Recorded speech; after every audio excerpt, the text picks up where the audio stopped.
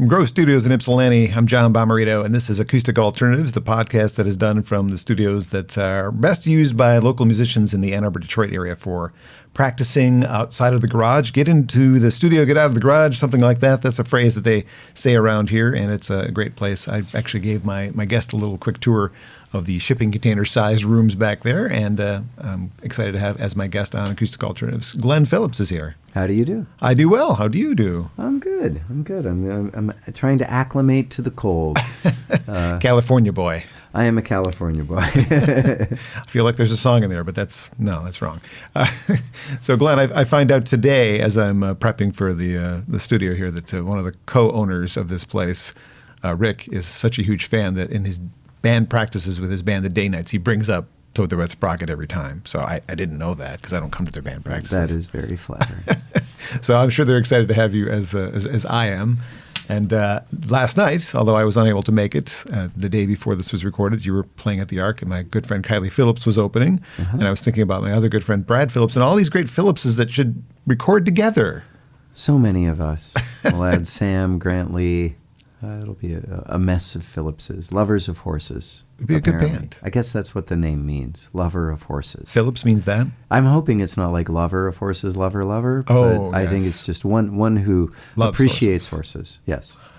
That's awkward. It's awkward, but that was the direct translation I found. In any event, mine's apparently good husband from Italian to English. Okay. That's a little tough. That's not a good husband. Isn't the worst? No, it's not. It's just pressure. Yeah, it is. It is pressure, but it's better than lifelong philanderer. Yes. Yeah. So the new album, which has been available since October something.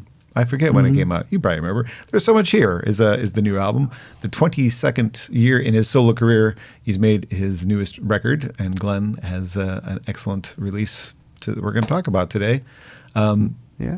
Tell me a little bit about recording this one. Well, the recording was done at Bocce Studios in Vancouver, Washington. It's just across the Columbia from Portland. And I'm trying to remember what the old label was. Apparently before West Coast country music moved down to Bakersfield, it was centered in Vancouver because Vancouver was where all the railroads crossed. And so this studio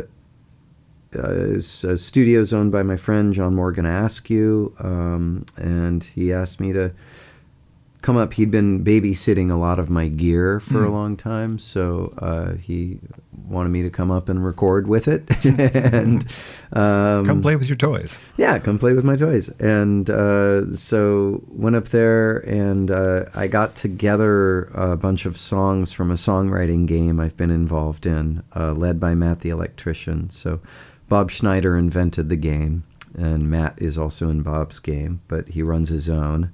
And so there's like 20 of us, and every week Matt sends out a prompt, and we all write something using that as kind of the little piece of dust in the middle of the snowflake. And so it's always a little surprising to see what comes out of it. And a lot of these songs I just hadn't thought of since I'd written them. They kind of had served their purpose, and it was really great to kind of come back and see, number one, that I'd been writing a lot more love songs than I thought I had, and that I'd kind of stopped writing songs about, songs about my divorce or loss or depression, and that I'd turned some corner, and I only kind of, my forensic evidence of turning the corner was this collection of songs. Well, I'm glad for that. Yeah, me too. Is there one you'd like to play? Yes, I will do Sound of Drinking. All the rest, that title came in, and I was like, everybody's going to write about a bar, so I need to not write about a bar. So it was much more about the lockdown year, which was the most time I'd spent at home since my youngest daughter was born. Probably actually more time than that. I moved in with my fiance, and just got to notice little things for the first time in a long time. I love my job and my life, but it's a lot of peak experience, and I am slowly having to train myself to value I know intrinsically. I've done a lot of reading, Pema Chodron and Mary Oliver, and I've noticed that a lot of people write about noting the small things, and I'm really trying to make my own practice of it more. So that's where this goes.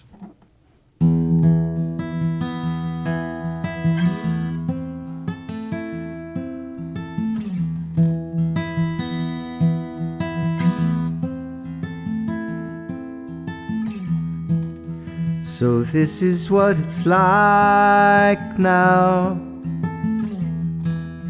without the constant leaving, to sit and sense the seasons, to be here merely being.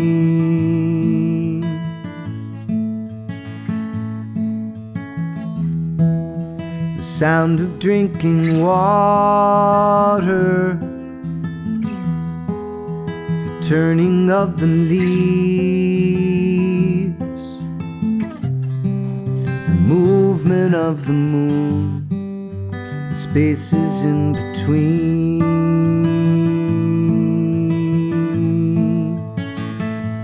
the long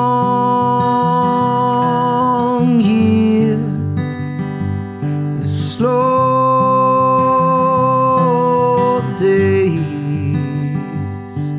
There is so much here that I had never seen.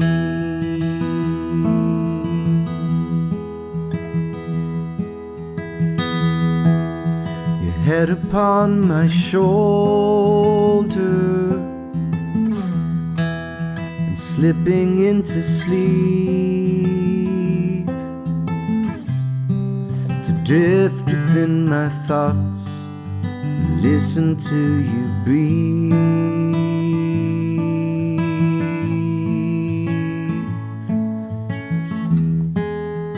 Coffee in the bedroom, the swaying of the pine, the freedom from the weighing and the measuring of time. The long year, the slow days. There is so much here that I had never seen. The long year, the slow days. There is so much here that I had never seen.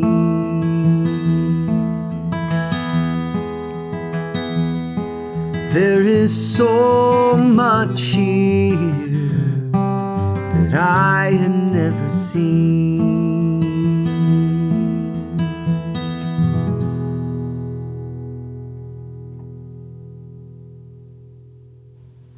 Beautiful new song from Glen Phillips and the album There Is So Much Here. The Sound of Drinking is the name of the track. And Glenn is my guest on Acoustic Alternatives here at Grove Studios. Glenn, thank you so much again for being here today. Thank you. I know it's your day off in between shows and you could have done anything but this, but I'm grateful, quite honestly. It's an honor for me to have interviewed you more than once in my lifetime. Thank you. You're kind. Well, I was going to go curling, but it's not quite cold enough yet. It's pretty close. Yeah. 26 degrees of my drive here. Pretty cold. So I was doing a bit of research about younger Glenn, who I didn't know, and I found out that there was a love of theater in your background, which I did not know in times I've talked to you. Yeah, the band all met in high school theater. I was into acting since I was a kid, grade school, junior high, and always thought I'd end up in the arts. When I was in high school, I kind of assumed I would be, I wanted to teach high school arts and social sciences. I thought that I had a real love for the arts, but I knew I didn't have any hustle, and I knew I was probably too sensitive to withstand a career in the arts. Or with students. What? Or with students. Well, students I could handle. I can kind of handle, how can I say, when things are actually difficult or there's a real problem, I'm not a total loser. Where I get caught up is in empty space. If I have too much free time, my mind wanders and it starts to eat itself.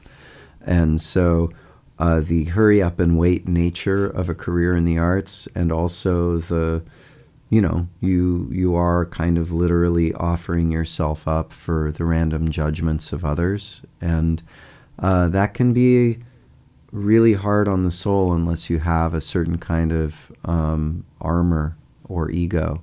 And I'm not well armored, and I probably have some ego, but it's more like, there's the inherent narcissism of depression, which is, the thought that your suffering is somehow greater than other people's. And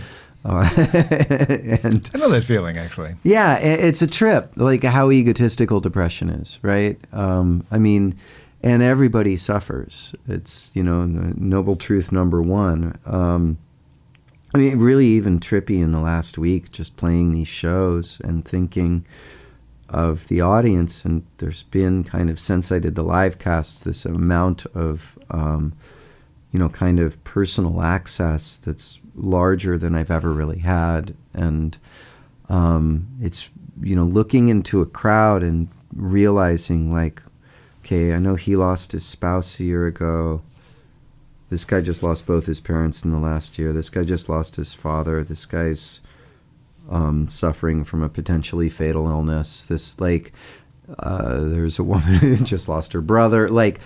And being intimate enough with the audience at this point that I know a lot of the grief profiles. And I remember just, it's, as someone who wants to be open, but also sometimes there's an overwhelm in holding that space for people, and knowing that my music has the same meaning for them in some ways that it has for me. I write the songs I need to hear. It's my therapy, is having my kind of future higher self write me letters, and also knowing the function music has in my life, how it helps me go through my own grief, my own challenges, my own, need to kind of inspire myself further. And so that's hard when you're a sensitive person. That can be a lot. And so it's been really interesting to have found that, kind of despite all my efforts of sabotage, I'm still a performer making art publicly. Yep. I planned on hiding in the school, but the idea of high school kids scared me far less than the idea of reviews. Interesting. Because they'll dress you down, but they're kids, and it's different than someone whose job is to poke holes in artists, telling you that your work is irrelevant or poor. I always remember that everyone has an opinion. It doesn't have to match mine. It's an opinion, and I know that's true. I get it. I have people that critique me too. I don't do what you do, but there's still people that say I don't like what you do. But yeah, and some of it I find as I get older, I'm easier to write it off, and even like to point out in a good review, it's like good reviews can be just as off base as bad reviews. But it is a strange, we had talked, or I had talked earlier with you about, the thing about a performer being, that people often think performers are, soaking up all this attention when they're on stage, and that I've found that what makes me the best performer is having enough skill that I can disappear and kind of let practice and ability kind of take over and disappear into a song and kind of cease to exist for a minute. And so it's about, good performance for me is allowing myself to kind of stop existing long enough to let the song come through me. And also probably part of it is, I think if you're dealing with, these feelings of inadequacy, of facing your fear of judgment for other people by being in front of them, and having to disappear into your art in order not to feel judged. And still sometimes if somebody laughs in an inopportune time, I feel like, oh God, they just came here to make fun of me. Instead of going like, no, it's probably their birthday. They bought a ticket. They're having a nice night out. They're having a drink, yeah. But I mean, those insecurities, I think facing those insecurities in the same way. I spent a lot of time in yurts after my divorce. And, there's... I don't know if you've ever sat in a sweat lodge or, there are all these practices that are about building resilience, spiritual practices that are arduous. And in the indigenous world, most spiritual practices are not easy. They're not simple. They take hours and they take extreme discomfort. And getting to experience, I think, practices that ask a lot of you and ask you to maintain your presence through discomfort, or just simply to willingly step into discomfort. There's a lot to be learned by that. And so, as I'd said earlier, thinking of people like free climbers, thinking of people who train for athletic events, who do things that are, stressful and unpleasant, willfully, because it shows them where their edge is and shows them their own capacity and resilience. I think the dangers of a comfort-based culture are that our resilience gets tested in times that are really vital. And I think there's something about having a practice of stepping into discomfort when the stakes are a little less that allows you to have more resilience when you need to show up for other people and when your life depends on it. Yeah. Well, we learned in that beginning of that question that you met the band. Oh, theater. Yes. In theater. I went somewhere else. You did? Okay, that's okay. I was just going to ask about what, like Mamma Mia, Jersey Boys. There's musicals based on bands' outputs, and maybe because you tell your life story a lot in your songs.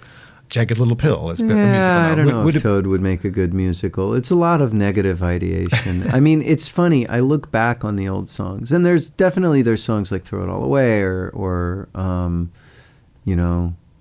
Will Not Take These Things for Granted, All I Want.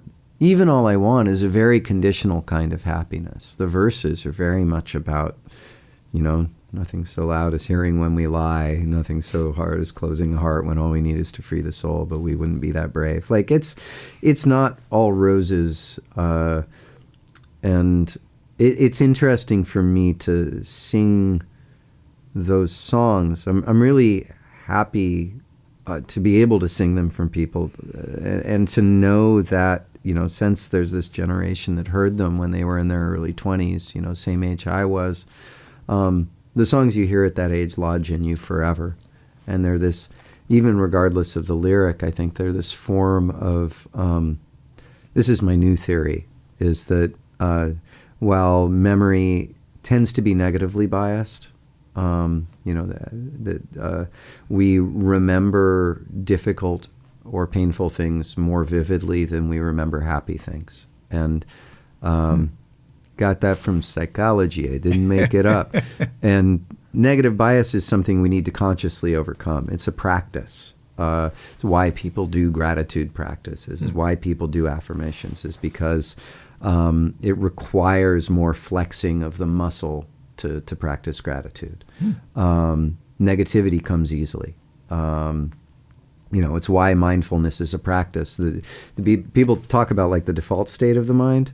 Default network state actually tends to go into past and future rumination and negative thoughts, worry about the future, regret of the past. That's the default state. It's called the default state, right? And so when can we fix that? Is there a switch? Well, we can, and it's things like mindfulness, prayer, gratitude, these things are practices. And as my therapist says, practice makes practice. It does not make perfect. It just makes practice. I'm trying to remember where I was going with all this.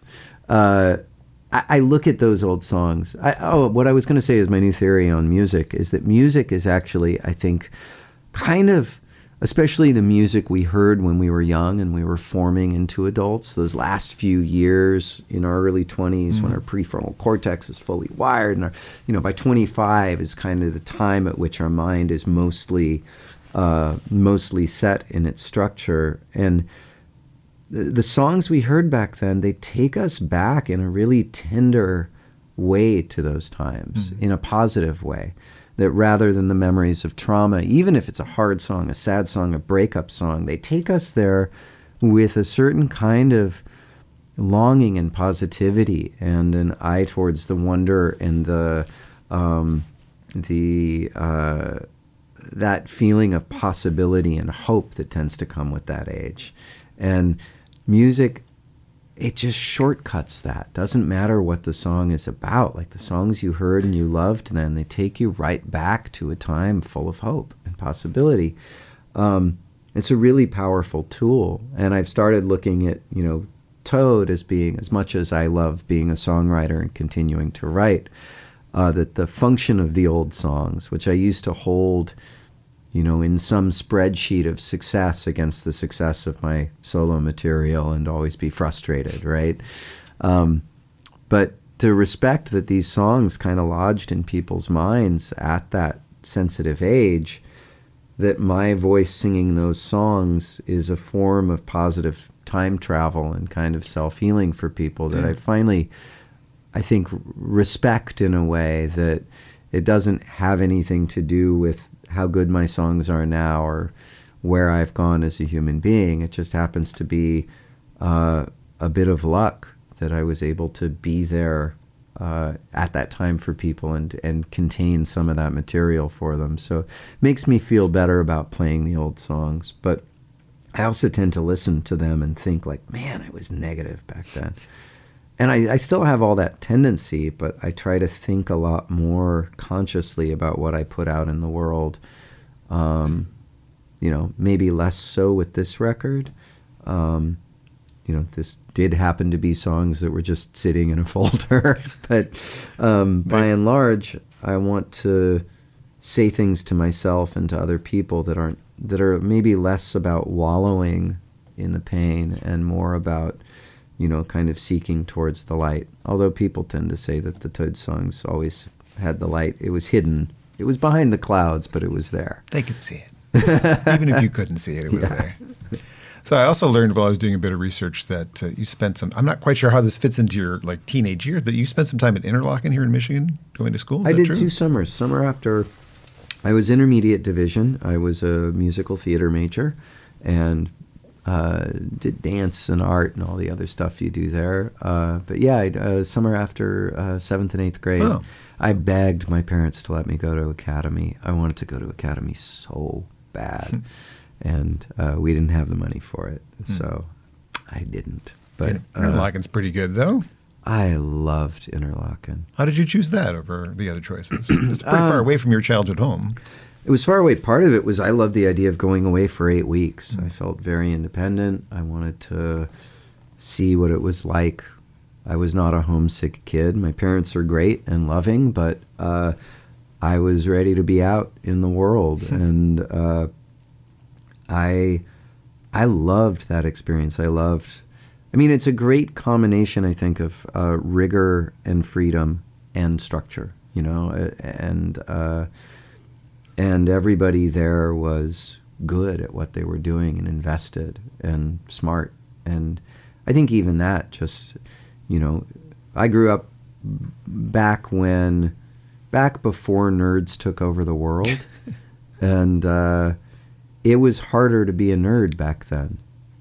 You suffered a little for it. You got made fun of and beaten up for it. And yeah, I was a smart kid up until 6th grade, and then there were other smarter kids, so I kind of remember that. But I loved getting the challenge of being at Interlochen, like that, these kids were deep involved in the arts, and they were proud of it and happy about it. That feeling of camaraderie, that wanting to make something beautiful wasn't lame. It was wonderful. Nice. And I got to go back there years later. The only time I've been back since was I did a show with Ben Folds. Ooh. I opened for him. And I should have drove for that show.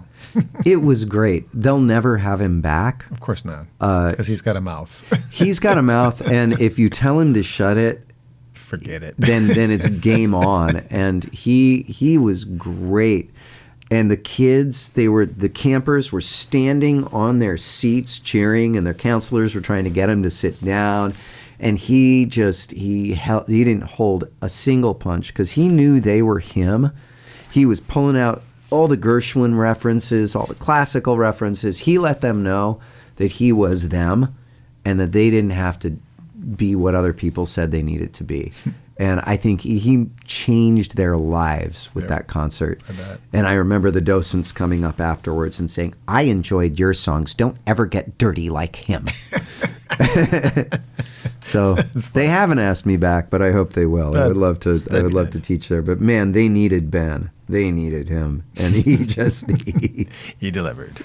Oh my God, it was so great He's to hilarious. see. I just kept thinking if he had played there, like when I was a kid there, like, you know, we need. I know a guy who's a song leader. He's like 84. He does, you know, this community song leading in Port Townsend, leads grief ceremonies. Lawrence Cole, he's like 84. He's awesome. But he calls himself a permissionary. That's an interesting term. I like that. His job is to remind you as much as possible that you are already free. And you can be the person you are. And you don't have to ask for permission for that. And I could have used a bit more of that at that age, and I would have, man, if I'd seen Ben, that would have saved me years of therapy. Yeah. Well, let's pretend you're at Interlochen right now. What song are you playing to the crowd? Oh, And right. play it. Right now? Something from the new album. Something from the new album. I was segueing back into you playing a song. How's that? Yeah, I'll try that. I don't know. I haven't played this one much. I would play this one at Interlochen because it has some fancy chord changes. You got to wait for them, but this is the one I would play to be like, listen, I learned theory.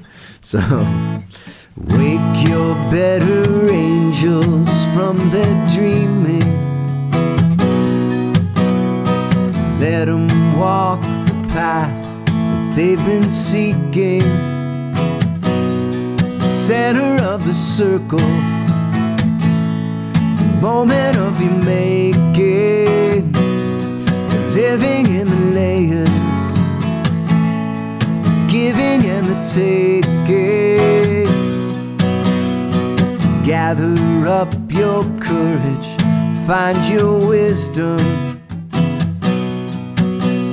Scatter all your seeds, tend your vision. Turning of the planet, shifting of the seasons, the loving and the leaving. You never know the reason.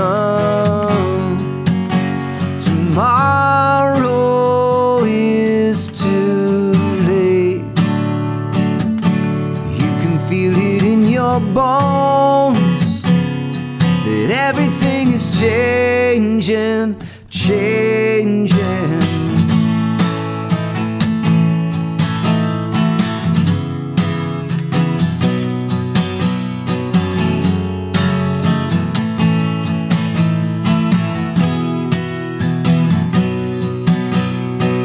All there is now, and now is over, even as it happens. The center of the circle, the moment of your making, the giving and the taking. Living in the layers. Tomorrow is too late. You can feel your bones, that everything is changing, changing. Wake your better angels from their dreaming. Let them walk the path that they've been seeking.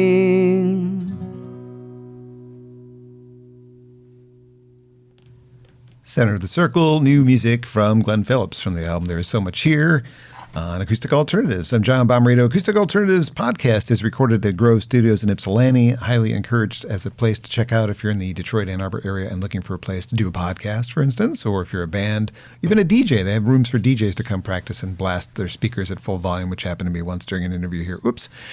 It can happen, but it's a really cool place in Ypsilanti, and I strongly encourage people to check it out if they get a chance. Thank you for doing that song. That's actually one of my very favorites on the record. Thank you. I Got wondered some lyrics wrong, but whatever. Well, shh, don't tell anybody. That's live. That's live. Is there a song circle inspiration with that song? Is that what Center of the Circle is? Because I know you're doing some song circles at some point. Oh, yeah. Well, and we can go into that. I mean, the title, once again, every title, it's not all the titles are the choruses of these songs, but all of these titles were from this songwriting game with Matt the Electrician. So he handed out the title Center of the Circle. And you went for it. And that's what came out. All of these songs were, surprises to me. You get the title and I think I described it before as it's like the dust in the snowflake, right? It's the nucleating agent. Already when I write songs, there's this element of surprise, right? Where you start trying to write about something and then a line that feels good or true comes up. And then I will put whatever I intended writing about on the shelf and serve the line that works and let it take me where the song itself needs to go. And so writing from these titles it's a fascinating thing. It's to see what that line ends up being about. And a lot of them go back, to mindfulness, to presence, to gratitude. That seems to be my subject over and over right now is... the solution, my greatest problem, there are the problems of the world, but my inability to face those problems or the general difficulties of life in a better and more productive way is mostly about me feeling inadequate or worrying about the past or future. And when I'm present, everything gets a little better, and so it's the closest I found. It's not a solution to everything, but it's the closest I found to a practice that has a tangible benefit. And the more I've looked into spiritual teachers, they tend to say the same things over and over again, even if it's just Jesus saying the kingdom of heaven is within you, right? Depending on your translation, but I choose to think that within you is the most accurate, which is saying everything you have, the kingdom of heaven, the greatest thing you could possibly imagine, the true meaning of all of this, you are already carrying inside of you. It is sitting in this moment and opening yourself up and losing the illusion. And that, as Guns N' Roses so beautifully put it all those years ago, who knew? And so, that to me is the primary subject, and I just keep attacking it from different angles. So, well done. Again, new album is excellent. So there's so much here. And in the meantime, I will say, before we go further, about community singing and singing circles. I started leading those, I guess maybe, 7 years ago now, 6 years ago. Community singing is something I really fell in love with. It's tends to be these very simple songs. Like a good example, and they tend to be fairly uplifting. After years of singing sad songs, I realized I could also feel happy by singing happier songs.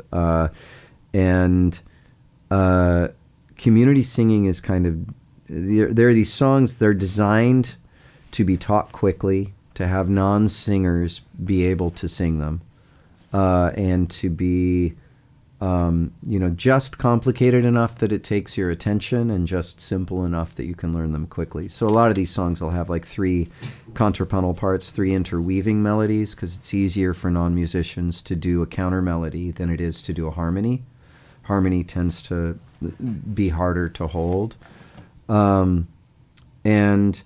We gather for usually an hour and a half, probably do about 10 songs in that time, learning, building, teaching. And they tend to be just 4 lines long at the longest. They tend to be pretty short, and we just repeat them for a while. And so it's, for people who grew up in church, it's a very similar feeling to that, but kind of with less dogma, or as little dogma as I could put in. Hopefully dogma reduced, or I don't know if it's ever 0. Dogma light. I talk a lot.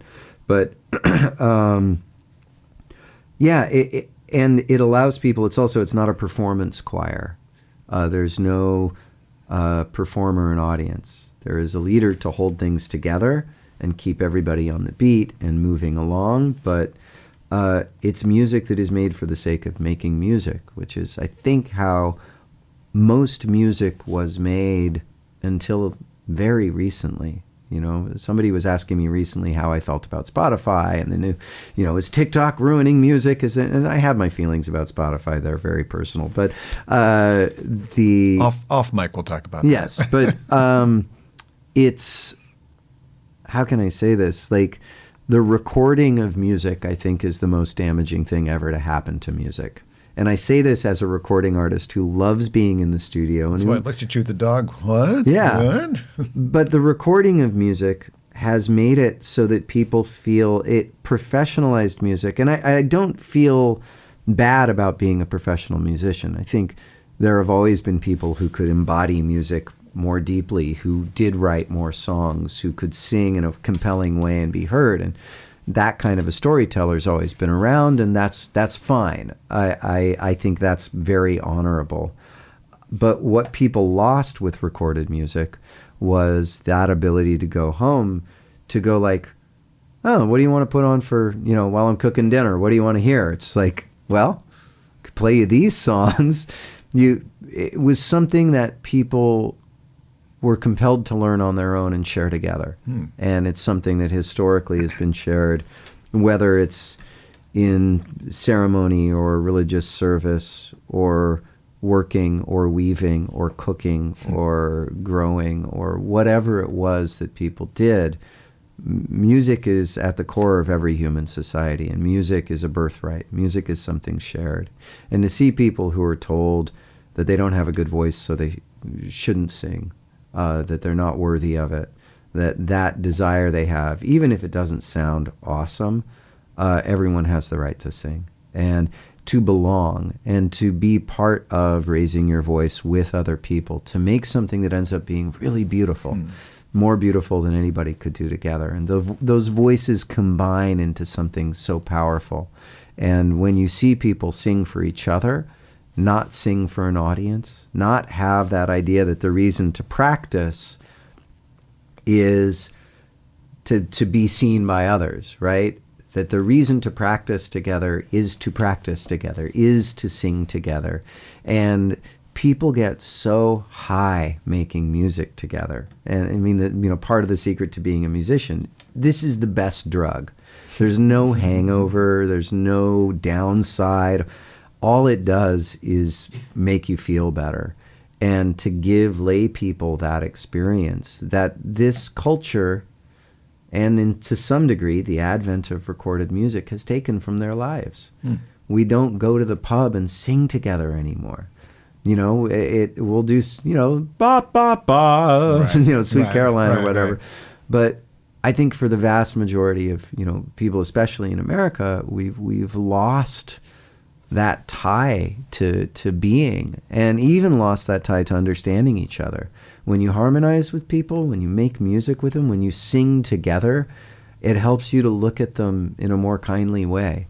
And I think it's the quickest way to build community. I think it's the quickest way to build a bond. I think it's the quickest way, literally you're regulating people's breathing, heartbeats, the vagal nerve is stimulated. It's such good medicine. And like most medicines, I think we take these things that are medicines and we turn them into products and drugs. And once again, this is not telling people not to buy my record, but I still, it mouths to feed, so it does, and I love what I do, and I think it's useful to people. But it's to say also, if you can find community singing or a community choir, a natural voice choir that doesn't have an audition, that says you're good as you are and your voice is worthy because of what it means when you raise it up and what you can do. And there are projects like that, powerful projects, even protest things. Sarah Lee Guthrie had a thing called the Hoping Machine for a while. There was, she would train hundreds of singers. They would bus into DC and they would learn protest songs and community action songs. And she would seed these larger protests with singers who would just go into the crowd and start singing together. Easy songs for other people until you would have this phalanx of song coming down. It's a powerful thing. And I think I'm not a conspiracy theory person, so I don't think that this is, there's people who are like, no, tuning in 440, that was Goebbels, that was this Nazi prophet. Like, I don't believe in any of that. But I think technology has given us these tools of convenience that have allowed us to stop making music together. And we lose a lot when we do that. I still believe in concerts. I still believe in listening to records. I'm going to get in my car and drive to Grand Rapids tomorrow, and I'm going to listen to music. I love it. But it doesn't mean we shouldn't sing together, and I think we forgot that we need to do that. So there's my spiel. That's a great perspective. It actually called to mind two things in my own personal life that I experience as a concert goer when we're encouraged to sing along or we're taught something to sing along to. There's that community that happens. Even if we all can't sing, like you said, we're all singing that person's song with them, and it's so fun. And as a wedding DJ, sometimes I'll play Sweet Caroline or Piano Man or whatever, which are not dancing songs by any stretch of the imagination. No, but they're singing songs. But they're singing songs, and that's good for the end of the night. And people just they sway with each other. Yeah. You're right. That's exactly right. It's amazing. It makes people so vulnerable. And happy. And we don't do it all the time. Yeah. I mean, I remember Sean Watkins was talking to me about, growing up in the church and singing, Christian songs, only listening to Christian music, doing this thing in church. And every time he would sing these songs, he would be taken by the Spirit. And then he went to his first secular concert. He got to go to U2. They were on the safe list. Yes. And he went to the U2 concert and he heard the entire audience singing. And he had this like a lightning bolt of, oh my God, that's just music? Yeah. Like anyone has access to this? This is not, like I thought that you could only get this if you were, but this is everywhere. This is music itself. And it completely changed his life. So, wow. Yeah. Well, since you brought up U2, I can segue to where I was wanting to go. So 87 was when Joshua Tree came out and they became the biggest band on the planet. 88 is when you put out your first record as an 18-year-old with your band, Bread and Circus. And I'm wearing the Bread and Circus shirt that I got back when I worked in a record store. And the discovery for everybody for a new band or a new song or whatever comes from somewhere. We all discover something somewhere. But I was a head buyer at a record store at this time. And your record label sent me a cassette with 1-minute samples of songs so I could decide how many I wanted to pre-order. And there was 60-second samples of One Little Girl, and I actually forget what other song was on there, but 60 seconds I became a fan. And I've been a fan since 1988 because of that. I was so excited for that album to come out. Like, what is this? Who are they? I didn't know who you were because you were new. And it was just that discovery moment for me. Did you have any idea what you were doing at that point in your life? Did you know what was ahead? I mean, no. That album was recorded. Our friend, we were playing around town. I mean, we were so accidental. Once again, I had planned, I didn't want to be in the spotlight. I knew I was too sensitive. I knew it would mess me up. And it kind of did. And depression. But we made that first record because our friend Brad Knack, he had a solo project and he needed a backup band for 2 songs. And so he said, hey, if you are my backup band for 2 songs, I'll pay you by letting you record 2 songs of your own live in the studio. It was this guy, Dave Vaught, called it Camp David. And it was just a tracked home in Thousand Oaks, and he had like a Flickinger console and an old Ampex 2-inch 16 track in the garage. And so we played 2 songs live, did like a take or 2 each. And we're like, wow, that was easy. If we do 8 more, we'll have a record. And so it cost $600 to do the Bread and Circus record. We went in and did 8 more songs. And it was just fun. We had a cassette in town, and we're like, we should make another record. Records are easy. Yeah. And, the second one we spent, whatever it was, $6,000 on.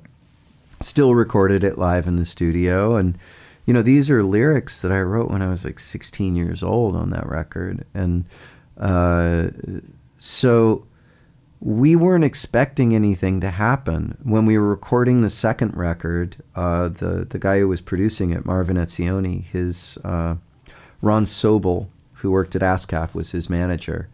And he gave it to this guy, Nick Terzo, at ASCAP, the Performance Rights Association. Nick started making cassette dubs in his office and sending them to record companies. On your behalf? On our behalf. We'd never heard of him. And Vicki Hamilton at Geffen, who had signed, Guns N' Roses and stuff, she heard it and showed interest. And so the next thing we knew, we played in Santa Barbara, and we had like 8 record companies at our show. And wow. We'd never sent out a demo. Wow. Our plan, I had applied I was going to go to San Francisco State. I wanted to be in the city in San Francisco. There was so much art there. I was going to get an education degree. And I was working out my housing, and instead, I remember I was at Santa Barbara City College. 2 of the guys were at UCSB. We did Dead Week. No, we flew out just before finals. During Dead Week, we flew to New York, signed the deal with Sony Records, and then flew back to Santa Barbara, did the finals, and then within a year, we released both those 2 records as is. We had this punk rock, like, indie attitude. Like, we didn't take money. We got a higher percentage on back. We're going to earn what we make. We don't want to play your games. And so they gave us creative control. We got to make the records we wanted to make. We got lucky. Yeah. The third one opened the door to the world, really. Yeah. Well, the third one opened the door to the world. And even then, I'm going to say luck. Like, we had our indie touring thing. We were doing okay. But All I Want was 9 months into that record. We'd already been touring for 9 months. We did more than 300 shows for the Fear record. And the company was ready to let the record go. And Tom Gibson, our product manager, basically pushed for one more single. Said, let's just see what happens. And we put out All I Want, and that one happened to hit. But even that time, that was kind of just post-deregulation and pre-Clear Channel, right? So there was this moment where radio was extremely local, extremely reactive, where college music was like breaking through, and there was this, they weren't calling it alternative radio, it's like, is it postmodern or post-pop or post-punk? And there's this group of bands, making really diverse music, but, when we put that single out, we were getting played on, 4 or 5 different formats. There was a time of great freedom in radio, and we really benefited from that. So as much as it was hard work and making music that people liked, we also, despite my sabotage, and I know Donnie Einer, who ran Columbia, could never understand why I didn't want to be famous. Like, I was very ambivalent about the experience. I was conflicted from the very beginning. And, he's used to bands who want nothing more, but like, we didn't even get signed on purpose. We were just like caught up by this wave. And so it wouldn't have happened in another time. I would have figured out a way to sabotage it. And despite all my best efforts to ruin everything, we managed to break through. I paid for it later. Yeah. But Well, I've had the pleasure of seeing the band live quite a few times over the years. In fact, I brought you on stage at the Arc at least once, wearing this shirt once, and I can't remember if it was Dean or somebody in the band basically wanted my shirt. Like, Yeah. you need to give me that shirt, because it has the lyrics on the back, which apparently is rare. the Know Me shirt. Know Me lyric, yeah. Yep. So, I don't know how rare that is, but... No, that was rare. I mean, seeing that shirt in that condition, he's wearing the Toad the Wet Sprocket Bread and Circus, our first album, with a painting taken from, I think it's E-Clowns. It's a Fellini movie. It's a still out of a Fellini movie, but our friend Brad, who took us into the studio, made the painting. And so it's a rare shirt in such good condition. I'm sure if you ever wanted a couple hundred for it, you could get it. I want to hold on to it because it means something to me. It's where I discovered you, so it's meaningful. I know that most fans don't come to hear records when they come to a Toad or even a solo Glen show before Fear, but do you ever play songs from the first two records anymore? Now and then. I mean, for me, those first two records are kind of like, I'm trying to remember the name of the photographer who did all like the naked portraits of her children. She did these black and white naked portraits of her children. They're really lovely, but she has one that's of her son, and it's like the last time Caden let me shoot him nude. Yeah. You know. But there's this element of those records that it's like, it's me naked at 16 and 17. It's not you anymore. And it's The boy's not grown me up. anymore, and there's something... I understand that the honest flaws of those records are what make them beloved to people. Does that make sense? Yeah, endearing. It's an endearing record. It's just endearing. honest. They're very honest not records. perfect. I'm singing this weird, like almost fake English accent. I didn't know who I was. I was trying to be profound, but the lyrics some of them are really cringy. Like, it's a mixed bag, but I get that the authenticity of it was what made it special. It's just really hard to listen to oneself being super authentic at that age. Well, it's many years later. You sound like a different songwriter. Actually, I recently revisited Covered in Roses from that record just because I haven't heard it in forever. Oh, yeah. And it's like the vocals are very different than the man sitting in front of me, because you were a boy. Yeah, I sing a full register down now. He does. He also has a new record called There Is So Much Here, and I think it's a good time to take a break and hear another song, if you don't mind. Yeah. Maybe play something from the distant past or the Whatever you want. near future, You or play something whatever. that You've got the somebody else guitar. wrote. You know what? I've been enjoying this song, so we're gonna do this. Or well, I'll just ask: would you rather hear Peter Gabriel or what's the other one I've been playing recently, or Paul Williams?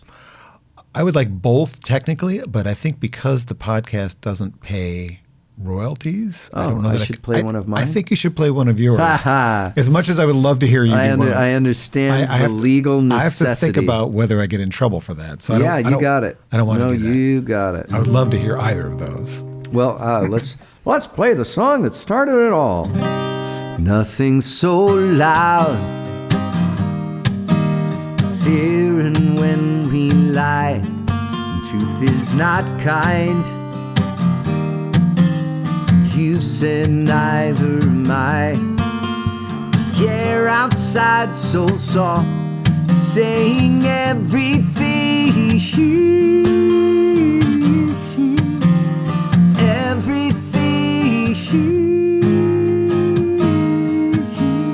All I want is to feel this way, be this close, feel the same. All I want is to feel this way. The evening speaks, feel it say.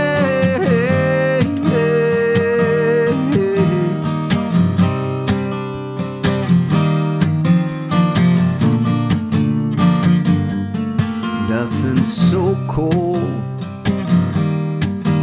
as closing apart, and all we need is to free the soul. We wouldn't be that brave, I know. The air outside so soft, confessing everything.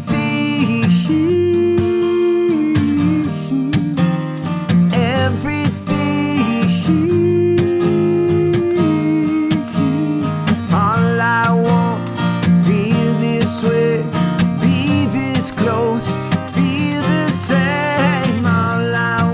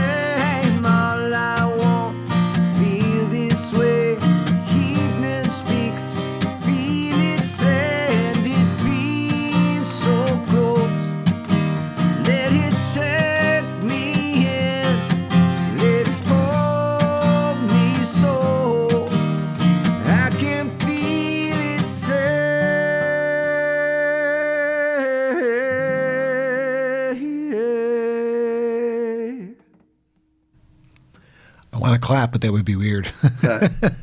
Glen Phillips is here on Acoustic Alternatives at Grove Studios. All I Want, obviously, big hits for Toad the Wet Sprocket. And does it ever cross your mind that that song and Walk in the Ocean are being played on the radio somewhere right now, probably somewhere across America? It's weird. I mean, every day, somewhere, somebody's playing that song. It's a strange thing to think of. Hopefully, that requires that they pay you a little bit of money. Radio, yes. Yes, ASCAP, BMI, whatever. The streams. Not so much. Not so much. That's another topic. We don't have time for that. I'm already looking at the... Gosh, we've been talking a long time, and I have another page. Put them on at night. Yes. Sleepify. Sleepify. You know that trick. Oh, yes. Good one. All right. Well, since we're kind of running out of time, I'm going to kind of combine a bunch of things that I was going to ask you about. The solo material versus the band material, I noticed that it's kind of almost like an even balance of how many solo albums and how many band albums have come out, although it depends on how you count the EPs. But there was one I didn't know existed, the Tornillo? Tornillo. It turned into something else. So what happened to the original? It's a story I never asked you about. Yeah, I had a bunch of songs. I went down to Texas to record with David Garza. He produced that record. Okay. Amazing musician. He's a wonderful guy, phenomenal musician. We were kind of in different modes and places. It wasn't like the record I expected. I was in a really deep depression at the time. And I just came back and I realized I didn't want to put it out. It wasn't the right record. And I made another record that I have like mixed feelings about. I loved Winter Pays for Summer. I worked with John Fields. He's a great producer, and it was much more kind of slick pop record. And probably somewhere in between those records is where I might have wanted to exist. A little less polished, but also not so rough. But it was a group of songs I really believed in, and so and at that time too, I mean, I had once again 3 kids. I did want to be a little more ambitious, if not for my own ego, just to be like, Toad wasn't together. It's like, can I ever tour with a band? Can I do this thing? Can I continue to support my family, or do I have to figure out how to start from scratch? And so, and Tornillo wasn't the right record for that. But a lot of those songs ended up on the next record, and re-recorded it or same? Re-recorded. Okay. Oh yeah. I never heard it, so I don't know. It's the one thing I don't own from you. Yeah, it's a cool record. And I mean, the band was amazing. It was David, who's a fantastic musician, and Jen Condos and Jay Bellaros. We recorded it down at Sonic Ranch in Tornillo, Texas, right on the border. But my headspace, I think it just comes through on the record. It's so I put it out eventually just because I figured people could hear it. There's a few songs that they wouldn't know on it, and it's not a bad record. It wasn't the record I needed at the time, and I'll listen to it someday. Tell me what you think. I'll have to track it down first. I put out a lot of records, basically, like, there was a period where, I mean, this is the thing, and it's another reason why I didn't think I'd be a performer, and especially I've had so many years without management. I often finish a song and never play it again. Like, the writing is kind of the thing for me.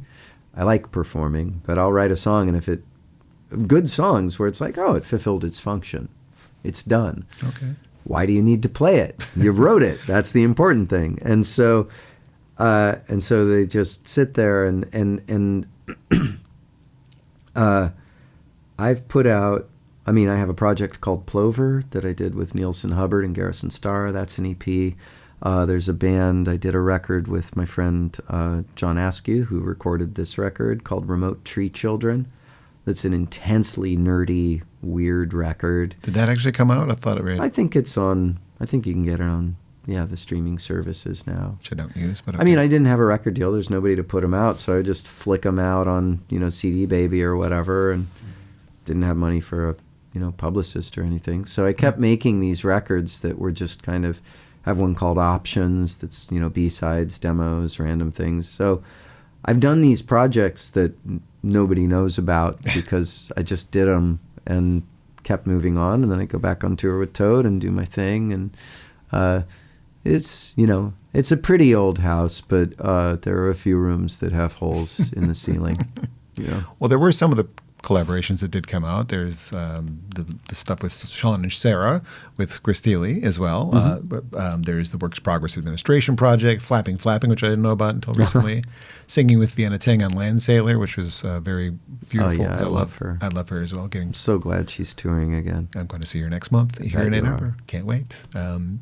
Is there somebody you haven't collaborated with that you'd like to do one of those kind of projects with? Oh, lots of people. I mean, not worth dreaming about right now. I don't know. I mean, hey, I'll take whoever. But no, there are a lot of collaborations I'd like to do. I mean, there's just a lot of ideas I'd like to do on my own even. And I'm actually really excited right now about Toad. Toad feels like a band for the first time in a long time, and there's a camaraderie there. Our last album's starting now. I kind of regret not forcing the issue more as far as songwriting goes. I want more collaboration on our next record between us. I want us to feel more confident and safe in collaborating with each other. We've done a lot of distance writing together. Okay. And it doesn't need to be the whole album, but I really want to get us together, the three of us working together more, because we haven't. And it's not making good use of the resource of talent that we have. So good point. Yeah. Switching gears, a friend of mine told me that you helped her get through the pandemic with your shows that you were doing from home. Like it was you that made it okay for her. And she wanted me to ask you about how they helped you personally.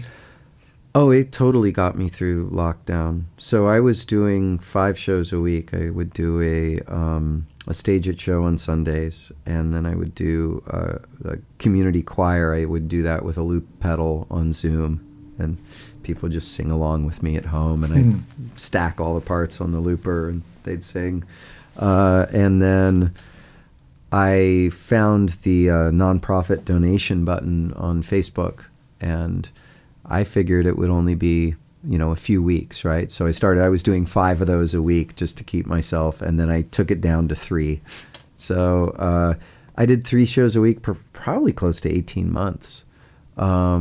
And they were all, once again, there's that button so you could link it to a food pantry or a shelter or, and at some point, people were asking to tip me, so I put my PayPal and Venmo up, and that actually got me made it so I could actually pay my rent through lockdown, which was awesome. Amazing. And we raised probably around $250,000 for various charities. Awesome. And this community kind of created itself in the chats of people who would show up because, we're all in there. What are you going to do tonight? Let's see what Glen's doing. And so this really beautiful community started to arise of people checking in on each other, asking how they were doing, sharing their...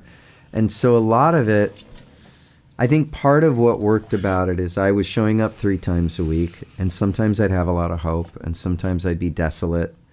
And I think people got to have this mirror of my coming in as I was, and, knowing that their ups and downs were okay, because they could see my ups and downs. Yeah.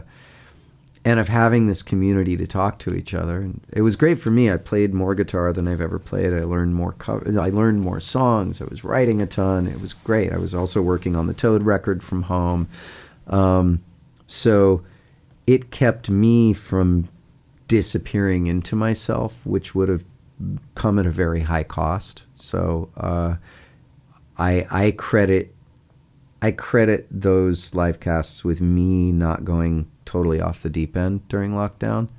And I think just having that regularity, that check-in, there's something about it doesn't ask a ton of you. but there's something about having people to answer to, wanting to see how people are, knowing other people are having troubles, checking in on them and giving them support.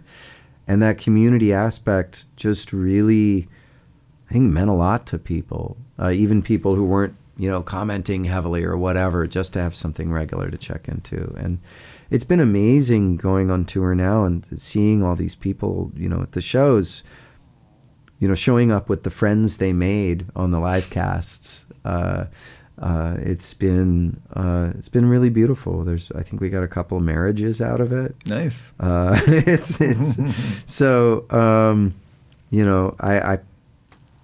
I don't know. And I liked for myself getting to do it as kind of an experience, or an experiment of not trying to be strategic about it. I had friends who, of course did well doing things like Stage It or paid shows and the thing, I was doing the Stage It thing as well, but what really fascinated me was just having something that was open. There wasn't a price tag on it. If you were struggling, you could see every show and you could be part of it, and there's no limitation put on you. And if you had extra at the time and you wanted to give to the nonprofits, or if you wanted to tip me, it was just kind of an open book. There was not a price tag. There was not a minimum anything. And it made me really happy to see that kind of anarchistic attitude worked for everybody. There's a lot of social experiments that, some can be dismaying, right? And that one for me, it just felt good to feel like everybody was taken care of just by letting it be and not trying to commodify.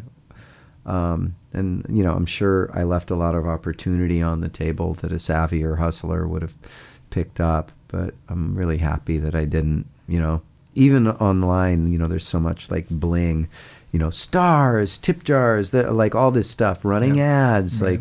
I just didn't do any of it. And I think part of it was that too. It was me sitting down, playing songs for people and them talking to each other, and just kept it simple, Well, I've got about another hour worth of questions, but we're kind of out of time. Okay. So how about another song from the new record to close things out? Okay, another song from the new record. I wonder which I'll do. Would you like to look at the record for ideas? Yeah. How's that help?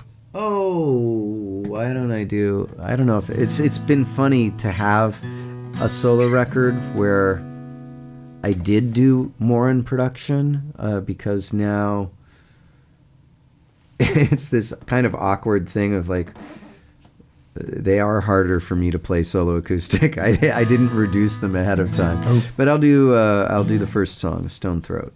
So it was the longest winter and then the shortest spring. We need an endless summer. I want to spread my wings. I want the wild and the wayward. You seek the subtle and the quiet. Maybe I'm too damn selfish. Maybe you're too damn nice. A stone throat can't sing. A wooden heart won't beat. I'm trying to find the balance between the sacred and the street. A stone throat can't sing. A wooden heart won't beat. I'm gonna meet you in the middle, between the wanting and the need.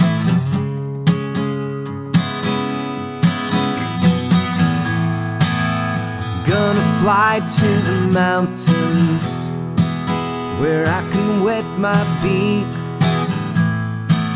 in the clear, cool waters of Texas Creek. I want to take you with me. I want you by my side. feeling everything at once, and having nothing to hide. A stone throat can't sing, a wooden heart won't beat. I'm trying to find balance between the sacred and the street. A stone throat can't sing, a wooden heart won't beat. I'm gonna meet you in the middle, between the wanting and the need. A stone throat can't sing, I'm sick of letting you down. A wooden heart won't beat, you're tired of letting me go. A stone throat can't sing, I'm gonna meet you in the middle. A wooden heart won't beat.